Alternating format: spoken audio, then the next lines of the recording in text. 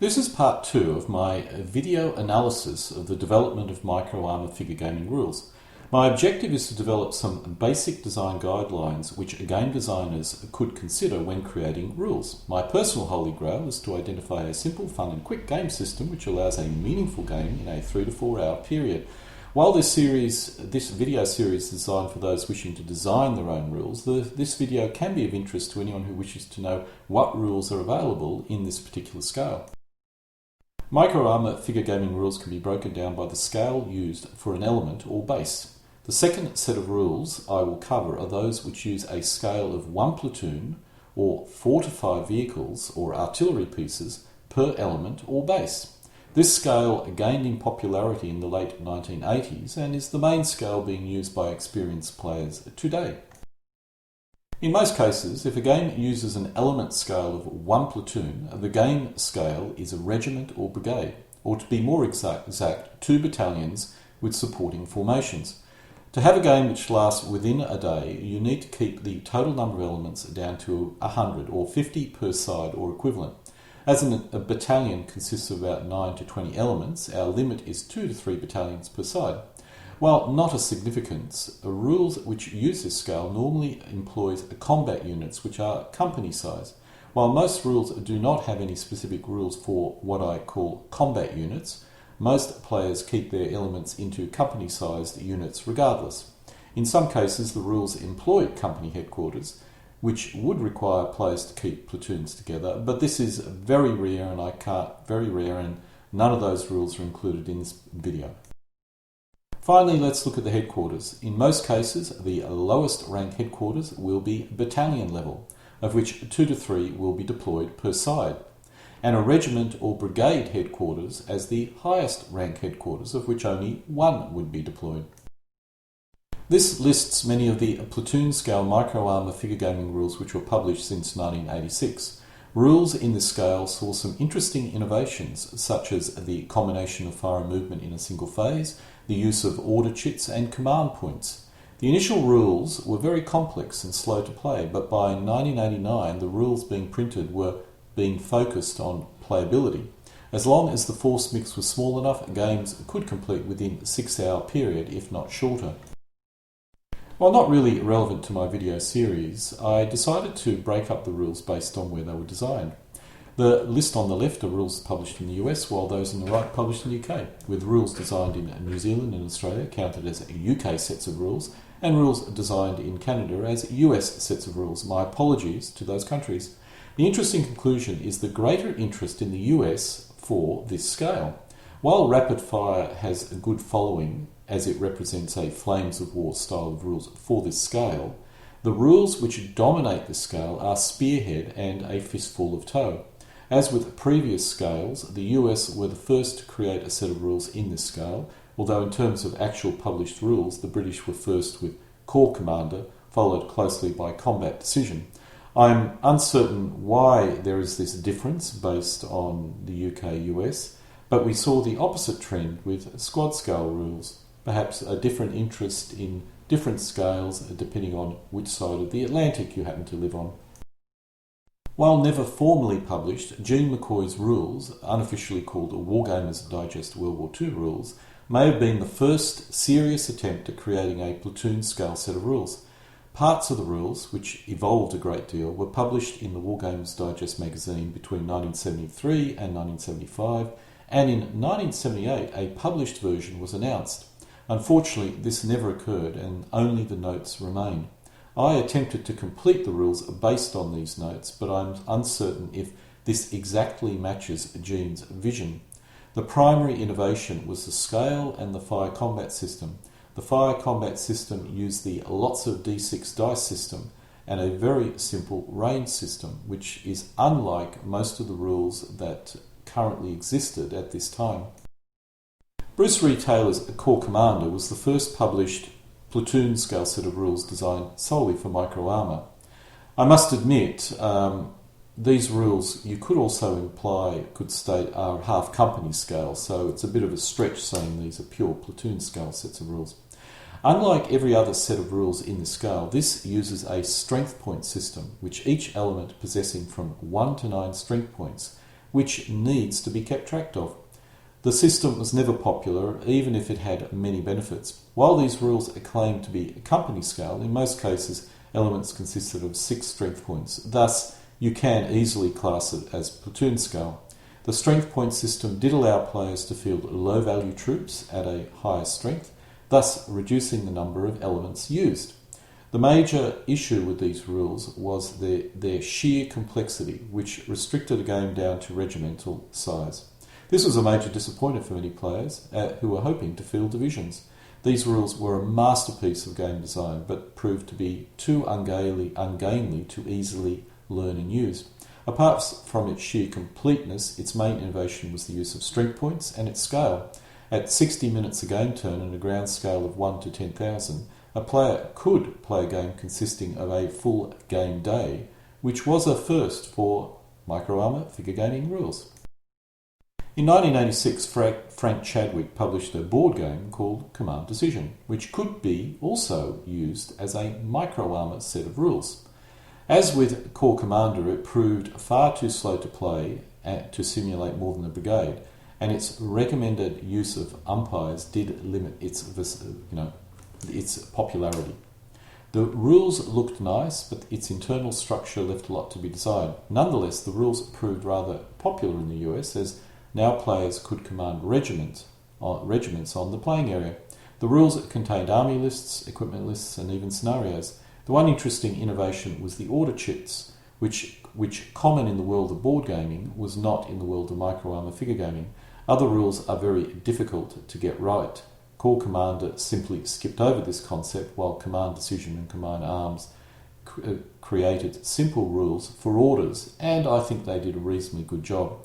It should be noted, Frank Chadwick was very much a board gaming designer, so this really came from a very different angle to, let's say, Corps Commander, and I think it had contained a lot of interesting ideas. In 1988, Frank Chadwick published Command Arms, which was solely designed for micro-armour and was focused on Cold War conflicts. It was basically the same as Command Decision. As Frank Chadwick's main focus was World War II, these rules remained a bit of a standalone affair. Considering Frank's background in designing Cold War board games, I found this rather strange. But by focusing on World War II, he did manage to create a very complete figure gaming ecosystem for his World War II rules. In 1989, Lightning War, a free set of rules written by David Child Dennis, became available. I assumed this was a free PDF set of rules available on a bulletin board. In 2003, it was updated and made available on the internet.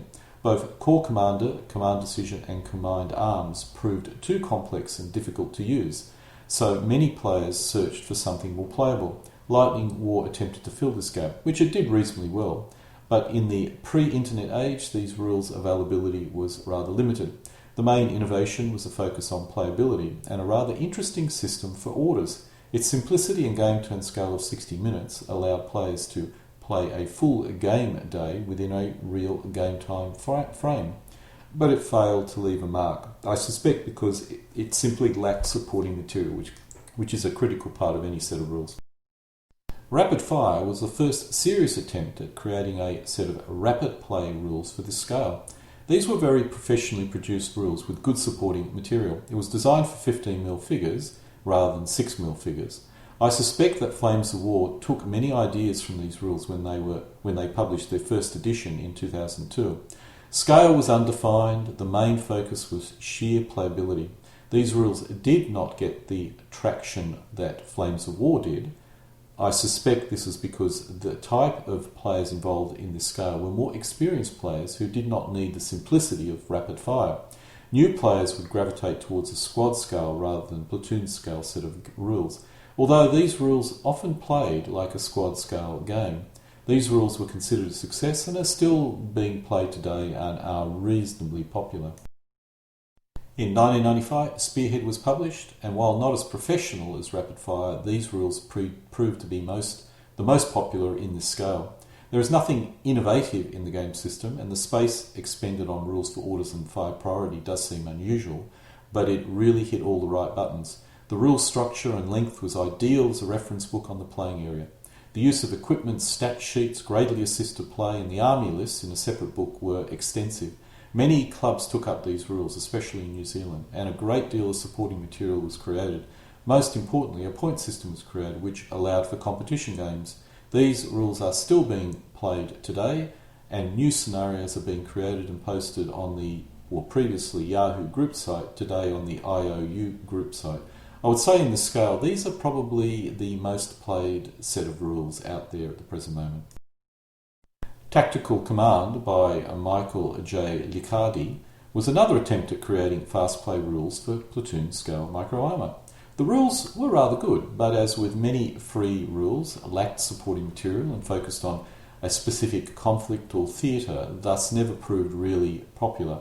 These rules did contain significant innovations, the limited combination of fire and movement in the single fire phase being one. While opportunity fire has been used since Core Commander, Tactical Command allowed players to mix movement and fire combat in a single phase. This was an early and limited move in this direction, but for micro-armour rules it was a real innovation. In the world of board gaming, this idea was explored in a number of Cold War games in the early 80s by SPI, but when that company disappeared, the idea seemed to take a back burner. Abteilung 15mm World War II battle rules are rules produced by Peter Pig for the RFCM range to accompany their 15mm figures. Generic unit types and simplistic combat, which was the main objective being simplicity and speed of play. It used a card system to determine what elements can do, which is a nice idea and common in the skirmish area, but certainly not common in the platoon scale area. But the overall system weighed too much in favour of fast play, and realism suffered as a result. No hard and fast scale, but basically one element is a platoon, with the ground and game turn scale being very vague. I've never seen these rules being used, but they do seem like a good set of rules for someone new to the hobby. GHQ created free rules for platoon scale gaming called Micro-Armour the Game World War II. Very professionally made and reasonably complete. The main issue was the timescale of 3 minutes per game turn. If correct, a typical game would span only 60 minutes, which is not the type of conflicts players which use this scale are looking for. However, having never used the rules, this may represent the moment of contact, and in reality a game turn represents a longer period. But in summary, very nice rules, but they seem to not have gained any traction. With all the rules and difficulty of learning new rules, a set of rules had to offer something really different in order to get noticed, and these rules probably didn't actually achieve that objective. In 2001, Kampfgruppen Commander was published, and today it's on its third edition. These have proved reasonably popular and have a main focus on command and command control through the use of action points. While the idea of action points is not new, Frank Chadwick used them in many of his early board games, it's not very common in micro-armour gaming. I've always liked the idea as it allowed the better trained force to do more than a poorly trained force, avoiding special German invincibility rules, but I am not certain if the benefit is really that great. Other rules achieve a similar objective without the use of special special action point section in the rules. However, Kampfgruppen Commander keeps the game system complexity down, so this is not a major issue in this case. The other innovation is the ability to combine movement and fire combat in a single phase, which is certainly a direction many of the rules at this scale were beginning to move into. Stonk was another set of free rules which seemed to gain some traction before fading away. The game system was playable, and the rules, while not professionally presented, are usable. There seems to be no innovative new ideas in the rules, so I'm uncertain for the reason of their initial popularity, but the game turn scale could indicate players from squad scale gaming may have been the main audience. Look, these are cheap, simple, short. I suspect that's possibly the reason why they gained some traction, and also the traction may have been the community that developed the rules. Unfortunately, the lack of supporting material and the fact that most of the original designers seem to have disappeared have caused these rules to pretty much go by the wayside. It is available on the IO group site somewhere. Blitzkrieg Commander 2nd edition has been covered in the squad scale video, as that edition was mainly focused on squad scale. The 3rd edition, which came out in 2010, had its main focus platoon scale. As each element represents 5 times the vehicles, guns or men, it's safe to assume the ground scale is now 1 in 5,000. The time scale is harder to pin down, but an infantry element can move 10 centimetres in a game turn, which is 500 metres. You would expect this to take 20 to 40 minutes depending on the terrain, so the game scale is probably 30 minutes, although it could be as high as 60 minutes or as low as 20 minutes. The whole scale topic is very abstract in these rules, which is common with many rules which focus on playability. The problem with the third edition is I think the move from squad to platoon was not very successful. Many players I've spoken to have said that these rules are not very good and that you should get the 4th edition if you want a good set of rules for this particular scale. 2nd edition, squad scale, was a good set of rules, not probably these. In 2011, a Fistful of Toe 3 was published, based on Wer Panzers der, dated 2004, and written by Ty Beard and Paul Minson. These rules proved to be very popular, rivaling Spearhead. While the rules book format is poor and the sheer size of the book is daunting, the rules themselves are not long or complex, and these rules provide a quick and good game. The time scale is an issue with me, as it makes it impossible to refight a game day battle, but apart from this they are very good rules. There is nothing innovative in the game system, but if we drill into the detail of the equipment values, the system they use is very good. There are a reasonable number of scenarios around, but I still feel these rules lack a lot of the supporting material which Spearhead possesses by third parties. On the other hand, the rules contain so much supporting material, perhaps it's not needed. It has an excellent point system allowing for competitive play. I strongly recommend players get the PDF version because if you get the printed version, it's just simply too big to act as a good reference document in a game. PDF is okay, you can just print out the actual rule sections that you need. In 2016, Jim Bambra published Combat HQ, another set of rules focused on command. Rather than command points, it uses a dice chain, which provides players with a number of orders they can issue. The other point of interest is the combination of movement and fire combat. The advantage of combining movement and fire combat is it avoids the focus many players have of lining up their forces for the best shot and then firing, rather than focus on what objectives to take. This could be why Spearhead spends so much effort in defining fire priorities. These rules are very innovative and interesting, however the rules are spread over many publications causing confusion. There is a lack of supporting material and the rules layout, while crisp and clean, is too long for the rules to act as a useful reference on the playing area. These issues can all be resolved by reformatting, so I'll be keenly watching what happens to these rules in the future. Just as a side note, significant additional supporting material have come out since I created this video initially, so a lot of my initial complaints concerning lack of supporting material are gone, but you still have to purchase quite a few books and it's a little bit difficult to use as a reference document on a playing area. You're almost forced to create your own reference sheets. These rules were developed using a basic game system I created for another set of rules, using the lessons learned from my analysis of figure gaming rules.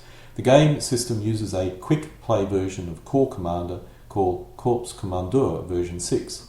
In this case, I wanted to convert the rules into a true platoon scale. Currently, only force mixes from 1939 and 1940 are provided, and I'll create others in the future, although the game system is designed to allow players to game anything up to 2015 if they create their own scenarios. While I enjoy the basic game system and game concept, the issue with the whole Corps Commander family of rules is the use of strength points, which does add administrative complexity, which is a bit of a turn-off. While in this version the maximum strength point is 6 rather than 9, it still requires players to track individual element strength. If the element count is kept low, it's manageable, but it's messy and annoying. An interesting experiment, but generally I don't consider it as an overwhelming success. The history of Platoon Scale rules started in 1986, if we only include published rules, but its popularity has grown significantly since then. Many gamers who started on squad scale rules have migrated into this scale. The list I have provided cannot be a complete list, but it does give us a good idea of how the state-of-the-art of the rules have developed. Again, only focusing on game systems and avoiding the details of fire systems, the main development seems to be the combination of movement and fire combat, focus on orders and command system, playability and completeness. Platoon Scale rules still use the two traditional sequential sequences of play, but starting with Lightning War, players now had to ensure each element conducted all fire combat and movement before the next element was activated to do the same. Some rules allowed for the option of fire or move and combined with providing more than one movement and fire phase or action, allowing for a wide variety of movement and fire combat combinations.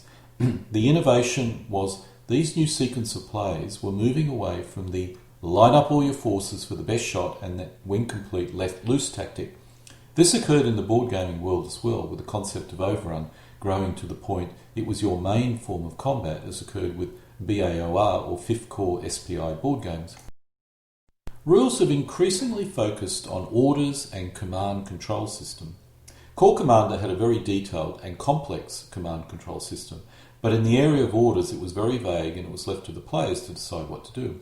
Command Decision or Command Arms used a board gaming type of command chit system, which seemed to work reasonably well, as did Lightning War. Rapid fire downplayed orders in an attempt for playability, and this seemed to continue until Spearhead, which created a written order system. Kampfgruppen Commander brought in command points, and Combat HQ used dice strings. The trend in terms of command control is clear, increasing the use of combined fire and movement phase, which could be conducted more than once based on command points or allowed action. In the area of orders, the situation is not so clear. Games which encourage the line-up to shoot tactic needed orders to force forward movement, otherwise you ended up with the two lines letting loose against each other until one side was almost gone. Rules which used a combined movement and fire system and coupled this with victory conditions would not need these type of rules to force forward movement. It's true, without orders we do not have the charge of the light brigade occurring as occurred in the desert, but I am not certain that these situations make for good games. I think in summary, if the order rules can be short, crisp and clear, they are useful, but always consider what problems are order rules trying to solve. If you can't think of one, don't include the rules. The early Platoon Scale rules were complex and slow to play, so from that point the main focus of game designers was to create quick play rules. Even with this focus, I am not sure they had achieved the same level of playability as, let's say, Flames of War, and it would be difficult to complete a game of Spearhead in, let's say, 3 hours, but you can do this in 6 hours. This scale lacks a set of rules like Flames of War, which could achieve the same level of popularity. But I think the reason is from Spearhead onwards, the rules have always had a focus on playability, so the demand for a super simple set of rules does not really exist among the players that would normally use Platoon Scale rules. I would suggest it was rapid fire which represented the playability advancement at this scale, and at the moment no other rules at this scale can beat them for playability. Another critical factor is completeness. Creating the rules is only a small part of providing a complete product or solution. A host of supporting materials need to be created in order to allow players to quickly assemble an army and play a game. Apart from the freeware rules, this has always been a focus in this area, although with Spearhead a lot of the supporting material was created by wargaming clubs. This is not actually a bad strategy. If your rules are good enough, others can take up the task of providing army lists, point systems and scenarios. Command Decision was the first set of rules which attempted to provide a large amount of supporting material, and I must admit they did an excellent job. But in the end it was not as popular as Spearhead, which did not provide this content initially, leaving it up to clubs to create it. I suspect the reason for this was Spearhead was very short and sweet, while Command Decision was long and there was a lot of words to churn through. I feel Command Decision is an example of a set of rules which got the support issue covered, but it was too difficult to learn. Fistful of Toes solved this by providing you with everything in a single set of rules. I must admit the rules are filled with content and this worked well, although players were forced to buy a PDF version so they could just print the rules section for a game. The full rules book was simply too large to use for a game. Stonk, Lightning War 2, Tactical Command had no supporting material and they quickly faded away. Rapid Fire provided a lot of good content and coupled with ease of play was the reason why this was so popular. Combat HQ is an unusual case as there are a lot of publications, but they are often actual rules rather than army lists, equipment lists and scenarios. I suspect they are a work in progress and it has improved quite a bit since I first created this video. Finally, Core Commander. Initially good supporting material was published, but with the designer passing away this stopped. The gap has been filled by other parties and the IO group has a lot of supporting material, but the major issue with these rules are they are too complex rather than the lack of supporting material. While not specifically a development or innovation, but it does show how the lots of D6 dice fire combat system has been selected as the optimum system compared with the use of complex combat results tables. Most rules today use the lots of D6 dice system, fire combat system. Strangely enough, the very first set of rules, Wargamers Digest World War II rules, used a lot of D6 dice system, but it was never actually published, so it never got a wide following. Subsequent rules moved to board game-like combat results tables, with Core Commander having the most complex fire combat table I have ever seen. But from rapid fire onwards, the rules have moved to the lots of D6 dice system. Personally, I feel this is the correct direction for figure gaming rules. In conclusion, the main points which result in a set of rules being popular can be summed up in these 5 points.